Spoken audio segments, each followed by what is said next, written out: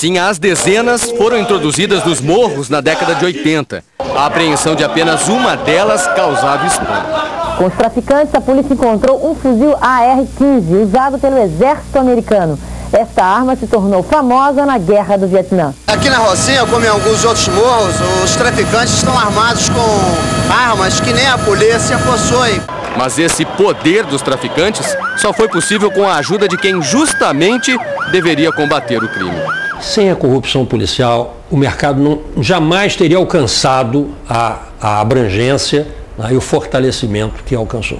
Interessava a setores corruptos da Polícia do Rio de Janeiro, a muitos policiais, que as operações em favela fossem mantidas. Nessas operações, os policiais conseguiam roubar armas e vender para facções rivais. Nessas operações, os policiais conseguiam roubar cocaína, maconha e também conseguiam sequestrar traficantes e negociar sua liberdade. Especialistas também apontam uma certa leniência de governos passados, num período em que a polícia era orientada a não subir morros. Havia essa perspectiva de que os pobres, os negros, os favelados eram sempre os criminalizados. Portanto, eles deveriam ser, em primeiro lugar, defendidos contra uma possível repressão, que seria um atentado aos direitos humanos. Essa política acabou facilitando, né, a transformação das favelas num santuário, que foi péssimo para os moradores.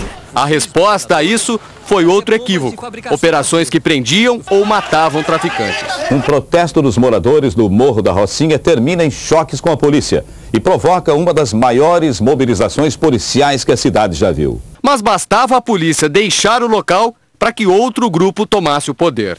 O Rio de Janeiro já teve tentativas de retomada do território de traficantes. No entanto, tudo permanecia como antes, após a saída da polícia.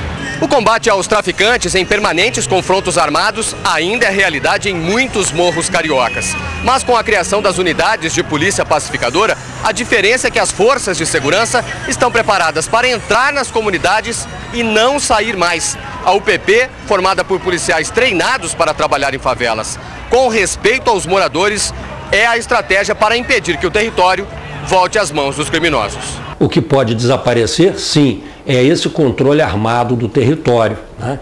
E a possibilidade, portanto, do Estado, pela primeira vez, ter a oportunidade de agregar, né, as comunidades aos bairros e às cidades. Nesse momento, as operações estão sendo muito bem sucedidas, né?